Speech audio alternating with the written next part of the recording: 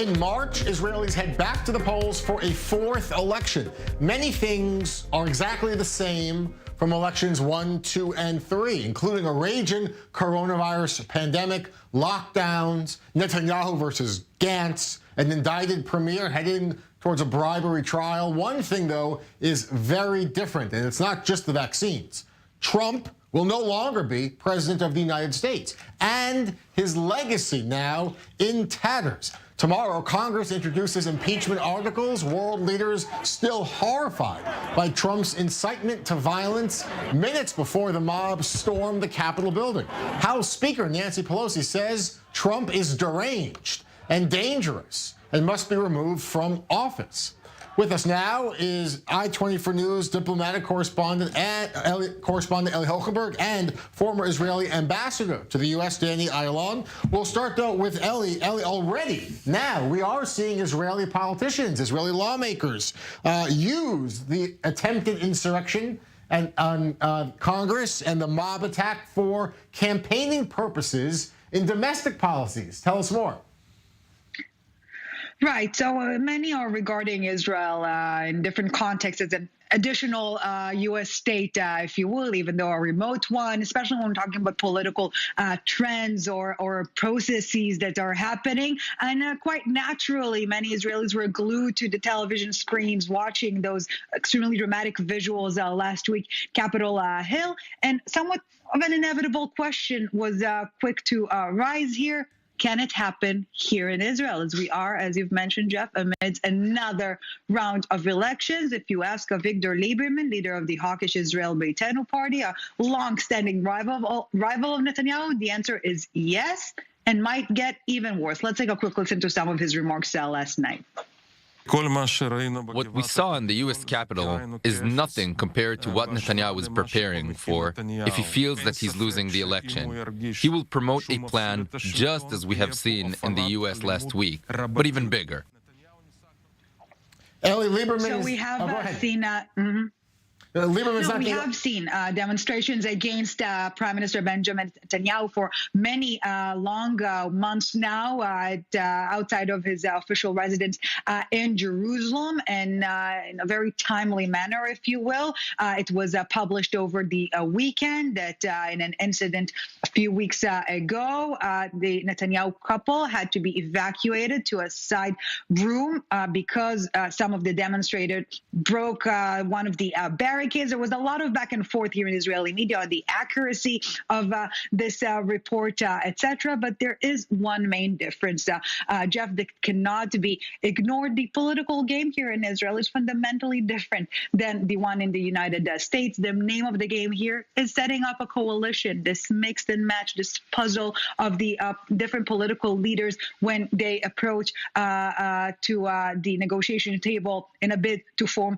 a coalition. And in this respect, Netanyahu proved one time after the other that he is able to rally support even when the results are not preferable from his standpoint. Most notably, this unity government with Benny Gantz, when he was unable to form his traditional right-wing coalition. And according to recent polls, Jeff, Netanyahu is not only maintaining momentum, but rather gaining momentum. So I think we need to be careful while comparing the images Capitol Hill to what's going on here. All right. Eli, thanks so much. Danny, Netanyahu has, in the 3 previous campaigns, campaigned heavily on his personal relationship, his friendship, his admiration for Donald Trump in a way that we don't see with other world leaders. Here now is just a clip of some of the praise that Netanyahu has put on President Trump. Take a listen.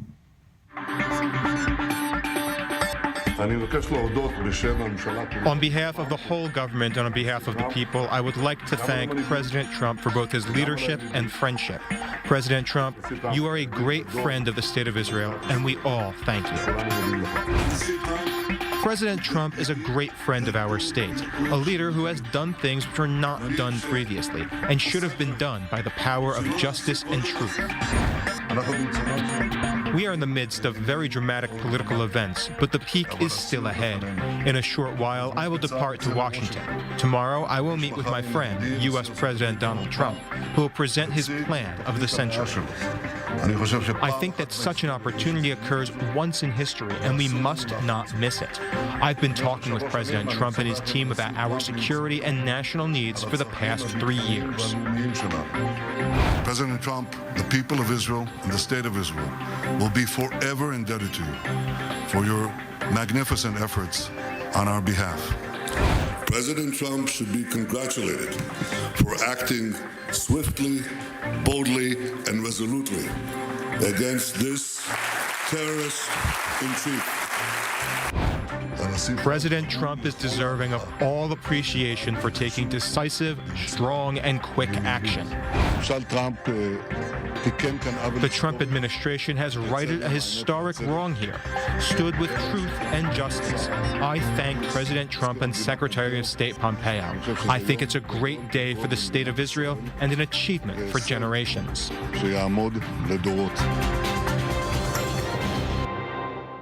Danny, is Trump now a political liability for Netanyahu? Do Israelis care about his friendship with Trump at the polling place?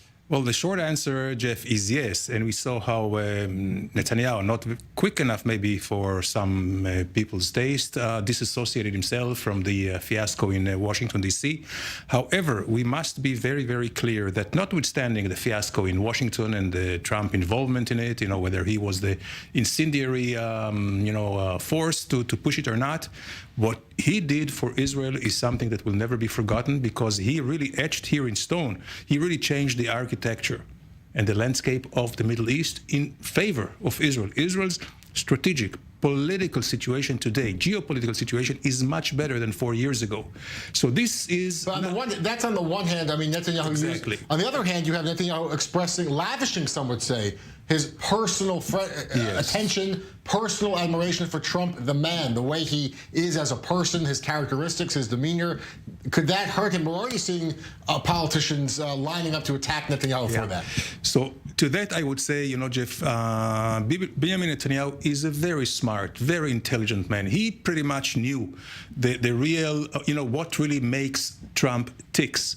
And he knew that some adulation could be in place, forgetting such great strategic assets from the president. So I do not fault him even one bit. However, you're right that today, Bibi Netanyahu lost a major card, because if we look back at the last 3 elections, every time, when we came to the last mile of the elections, there was another major gift by the president, whether it was removing the embassy, moving the embassy to Jerusalem, whether it was the recognition of the Golan Heights as part of Israel, whether it was, There's the beginning of, in Bahrain, the beginning of the peace. Also that, right. Right. On top of that, you have this. But, by limiting the Palestinian, let's say, ability to continue with their nefarious slam and political terrorism against Israel, with all the incitement. All this was really very much curbed by Trump and through Trump and his team's efforts. So this is no more. So then what do you make of Lieberman's comments? I'm sure it won't be the last time we hear from a politician saying this could happen here too. Netanyahu himself may incite a mob if he loses. Jeff, this is quite cynical. I find it laughable that it is Lieberman who talks about such dangers of coup d'etat in the Israeli politics and the Israeli culture.